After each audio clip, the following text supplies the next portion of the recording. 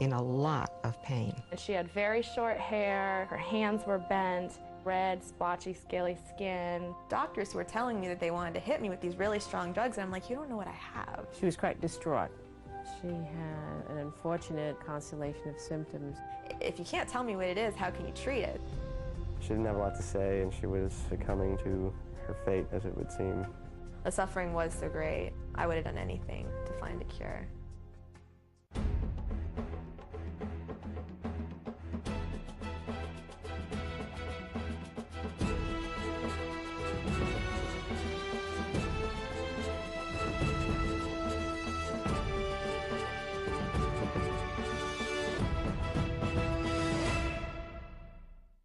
Welcome to The Incurables. I'm Don Wildman. Billions of dollars are spent on important medical research designed to do one thing: solve problems within the human body. Diabetes, ulcers, heart attacks, strokes, all have definable causes, specialized treatments, and recognizable symptoms. But what happens when the body breaks down for no known reason? This is the story of Megan Pagnam, a young girl trapped inside a sick body, a mystery which local doctors couldn't seem to solve. Not having a diagnosis was very frustrating. I was having some symptoms of lupus, I was having some symptoms of scleroderma, I was having some symptoms of rheumatoid arthritis, but nothing, I wasn't having enough symptoms of any one disease to be diagnosed. I had specifically felt like, if you can't tell me what it is, how can you treat it? That was really difficult, because up until that point I'd always thought, if something was wrong, you went to the doctor, they gave you a pill, you got better, and to just be sitting there with these professionals who have dedicated their life, to the study of the human body, and have them going, I don't know, I really can't help you. She was quite distraught. She had an unfortunate constellation of symptoms that included pain and fatigue, marked fatigue. Her skin was a very big issue. She had a lot of joint problems, and she was looking for someone to take her out of all of this misery. It's very painful to see your only granddaughter in that condition. I thought anything that would get Megan off the drugs was a better alternative. It really took the life out of her, and it made her, just very, very uncomfortable. I didn't want to have her be aware of how concerned I was, because I didn't want her to be afraid or scared, but I wondered, where were we going with this thing, and who is it that we needed to see? What did we need to do in order to return this vigorous young woman? Even her doctor said, Megan, we got to do something. You should be over there at Oxford on a Rhodes Scholarship, for Pete's sake. We've got to get you back your life. But whatever they did, that isn't the way it was going. It was going in the opposite direction. Megan's family bounced around the East Coast when she was very young. The Pagnams settled in Sunrise, Florida, which was great for Megan and her younger brother John because it was near their great-grandparents. After her parents' divorce, it was Grandma Diana who Megan turned to for comfort. I know she's my granddaughter, but she really was one of the most adorable little girls you have ever seen. The most enormous eyes that anybody ever saw. She was nonstop motion. She was bubbly and laughing and into everything. She was so busy, you have no idea. She was athletic, real nice girl, somewhat of a fireball, I'd say. I was just always on the go, go, go, go, go, go. I was really active, I was really involved. I didn't have a whole lot of downtime or resting time or anything like that. You never heard the word, I'm bored. I think if you've known Megan for any length of time, the word that you would use to describe her is resilient. No matter what's going on in her life, she is always there for any problem you have. She will take the time out of everything to focus on you. I was just kind of typical type A personality, really driven. I was working full-time, and I was going to school full-time, and I was taking on a political internship part-time. So I was just burning the candle at both ends. It was a pretty imbalanced lifestyle, and so I think that had a lot to do with me getting ill in the first place. Megan's high-energy life was so packed with activity that when her body signaled that something was wrong, she was too distracted to notice. After ignoring early symptoms, her strange condition spiraled rapidly out of control. finger on my right hand, my pointer finger, swelled up, like puffed up like a sausage. And I thought I was just overworking, and I didn't really think anything of it. I didn't think it was that big of a deal. And pretty soon I was having inflammation in my hands, and all my fingers were swollen, and then my feet swelled. And working as a waitress, that's a really bad thing to have. You really need your hands, you really need your feet. And so I walked with a little bit of a limp. And this just kind of perpetuated until I woke up one morning in March, and I couldn't walk. She was in pain, in a lot of pain, and her hands were crooked, to say nothing about her color being gray, you know, and she was losing weight. The first rheumatologist that I went to ran a whole bunch of blood work and tested me for like everything under the sun, and everything came back negative. And so he told me that, you know, I had an autoimmune disease, and he didn't have a diagnosis for me, and that I may never have a diagnosis.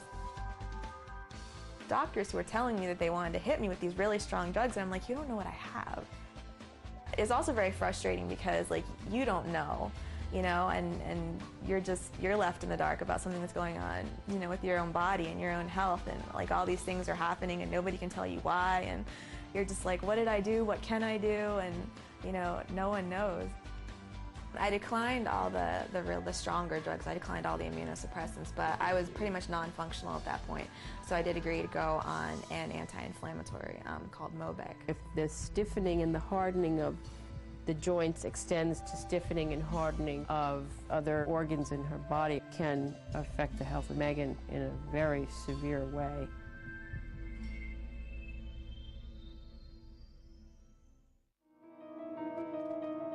Megan refused to let Dr. Germain give her strong drugs without receiving a formal diagnosis. Unable to do so, Dr. Germain recommended that Megan seek another opinion. Mobec worked initially, and I began to be functional again. I could at least walk and do basic things, dress myself, things like that. But as time progressed, I began to decline again. She went to see Dr. Miller, a rheumatologist based in Tampa. He looked me over really thoroughly and did a whole bunch of blood work, and he, again, you know, no formal diagnosis. He actually gave me a prognosis, which Dr. Germain never had. And that was the first, like, good news that I'd heard since I started from any doctor. I started on all these drugs, and I was also starting a new semester at school, and the side effects were, they're like worse than the symptoms of the disease. It was even harder to get out of bed in the morning now. I was sick all the time. I was exhausted. You know, at one point, you know, during the months, I was so anemic I could, you know, barely stand. I began to realize very quickly that medication was not going to be the answer for me. Megan's uncle discovered a book called Fasting and Eating for Health. The book explained how to fight toxins through healthy eating in combination with periodic fasting. He called me up and he was like, Megan, you have to read this book. And I was like, wow, fasting. I never even had thought of it, but a lot of what was in the book made a lot of sense. The book, written by Dr. Joel Fuhrman, claims that digestion dominates the body's energy, but periodic fasting gives the body enough time to remove toxins. The diet that he put me on was very stringent. It was a raw foods diet. You weren't allowed to have any seasoning. Basically, it was just fruits and vegetables and nuts. And we made a lot of raw vegetables, a lot of raw juices, and a lot of lentil soup, a lot of pea soup, a lot of bean soup, every single day. Dr. Fuhrman also recommended that Megan wean herself off of the anti-inflammatory medication, which kept Megan's swelling down and pain in check. But the medication was interfering with the raw food diet. I did the raw foods diet for about 6 months. Initially, I credit it with saving my life. I really do. I honestly believe I would have died if I had not started the raw foods diet. My body was just that far gone at that point. But then after that time, she started being back in pain again and not having the energy that she had. And she started being just as uncomfortable as she ever had been. The raw food diet, along with the fasting, kept many of Megan's symptoms at bay. But the relief was short-lived. One by one, the horrible symptoms began creeping back into her life. Eventually, leading a normal existence was no longer possible. and Megan dropped out of college. My kidneys were not doing well, my liver was not doing well, my spleen was like gigantic. I was having internal bleeding at this point, I was severely anemic, and I was having respiratory things, heart palpitations. I was beginning to lose my hair, and I was also beginning to break out on my face. I wasn't even sure what it was. Megan's whole body was covered with redness and sores, and her hair was falling out, and pus pustules were all over her scalp, and she was just shedding hair and flakes. It was like a giant dandruff thing all around her as her skin peeled off everywhere that she was. And none of these treatments were doing anything. My first dermatologist actually misdiagnosed it as acne and gave me acne medication for what would turn out later to be psoriasis. That was a really hard time, was the beginning of the psoriasis. It was just the beginning of the disfiguring. And I look at myself in the mirror and it's like, I don't even know who that is. How could it have come this far? Megan's skin was showing tremendous amount of large reddish plaque throughout her entire body. At one point it covered about 50% of my body, and it was incredibly painful. It made people uncomfortable because it looks like it's some kind of a contagious infection, and it isn't, but it looks terrible. It would crack and then bleed and ooze, and it was itchy, it burned, it was red and inflamed. So I was seriously a mess. I was completely shocked. She had very short hair, she had, her red, splotchy, scaly skin, her hands were bent, and knowing her from, back in the day, I mean, she was beautiful, everybody thought Megan was just, the prettiest thing, and it was really shocking for me to see her, and as thin as she was, too. To just be sitting there with these professionals who, have dedicated their life, to the study of the human body, and have them going, I don't know. It was really frustrating. Before, Megan at least had hope. Now, even that was beginning to diminish. Her blood tests explained nothing. Her specialists were dumbfounded. She was once a beautiful teenager in the peak of youth. Now, her own reflection frightened her. Options were running out, and so was her faith. And at that point, I realized the raw foods diet was not going to work for me. In the case of Megan Pagnam, to take in raw foods offers little nutrition, so it will fail her in that she would not be able to thrive and allow the tissues to be properly provided with the nutrition they need to heal. I was devastated. I really was. I really lost all hope at that point. I was just like, I'm never going to be better. I think that God laid it on my heart that this was to be the priority and not to leave Megan, alone. Megan sort of lost herself around the time where it was real critical. She was very, she didn't have a lot to say, and she was very much, kind of succumbing to, her fate, as it would seem. I would feel helpless when Megan was in pain and there wasn't anything I could do about it. I would feel helpless when she was wanted to get up and move around, and she did, but there was nothing I could do to facilitate it. I just had to watch this very painful process. The thing that allowed me to just get up in the morning was just faith that God wasn't going to allow me to suffer like this forever, and it was going to come to an end, and it did have a purpose. Megan came to a crossroads with her illness. Her outward appearance was frightening, and the disease was even uglier inside her body. Megan could not wait for doctors to figure out why she was dying, so she kept exploring alternative medicine, even though the raw food diet had failed her. I went back in to see Dr. Scanziano, and she was just like, you have got to go to the Cushy Institute. The concept of raw, or the raw food diet, is one where you're taking in live food.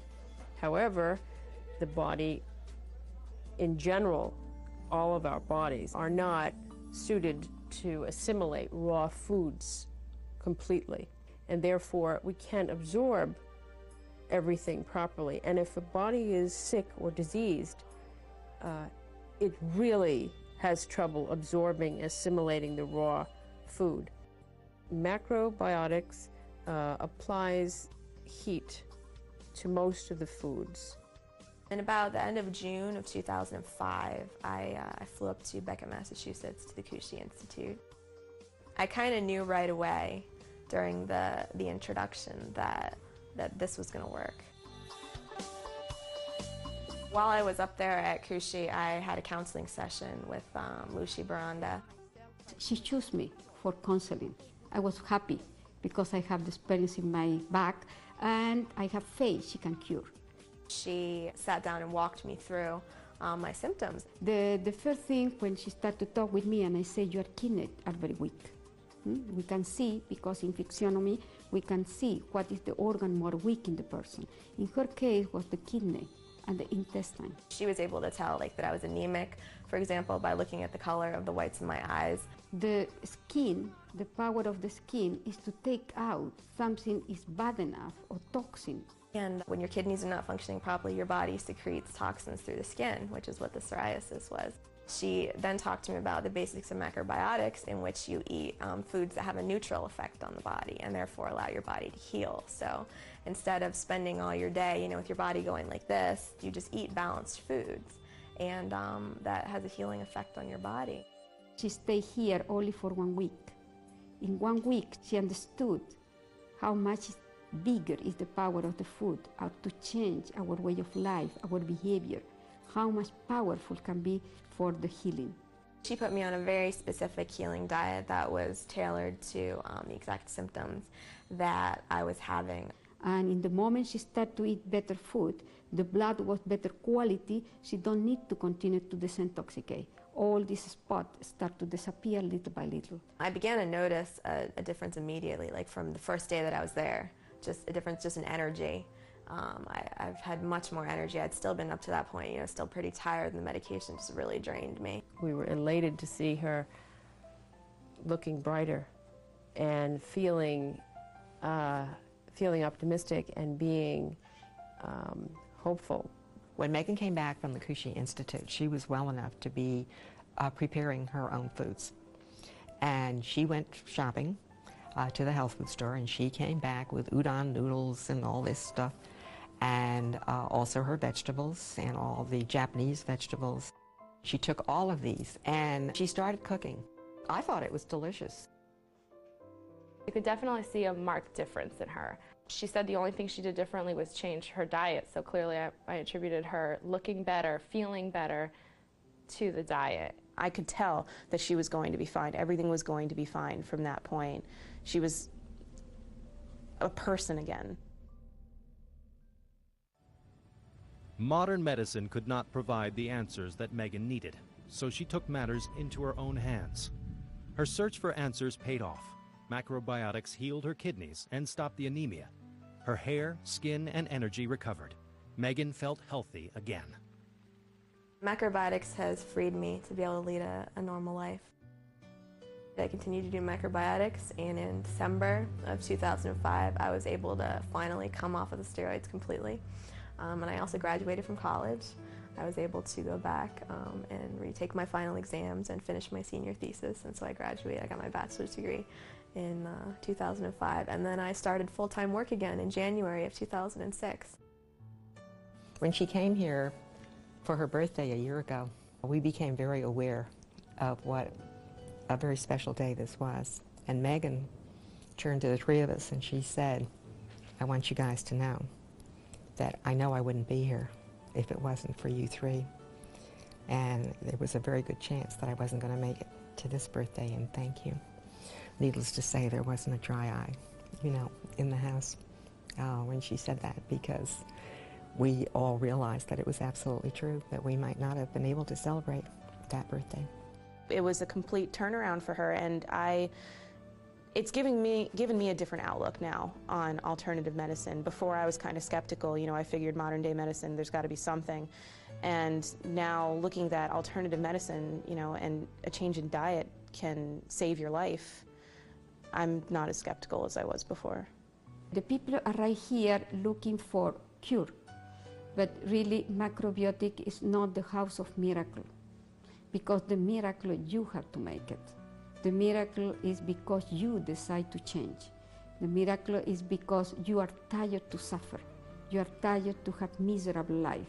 And in one moment you say, something I'm doing wrong myself. And at that moment, all the power of healing appear in our body, because the healing is never from outside, it's from inside. The only advice I gave to Megan about the time when it was really, really bad, I think all I had to say was, just don't give up. There were times when she would say out loud, I don't know why I'm doing this, what is the point? Life doesn't stop, you have to keep going. If I could give one piece of advice to anyone who's just having symptoms that are unexplained and undiagnosed, it's just don't give up. Once you've reversed your disease, you need to stay there. And the only way to stay there is to stay with a balanced life, a balanced approach. Macrobiotics has definitely forced me to slow down and take more time with things and not rush through things and, just lead a balanced life. It means to do everything, work, play, have fun, build relationships, be by yourself, just build balance. There were plenty of times that Megan Pagnum could have given up, when her skin began to swell and crack and her organs were shutting down.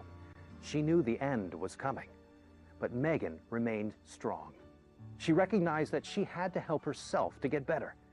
Megan kept looking for answers until finally she discovered that what she ate could make her better.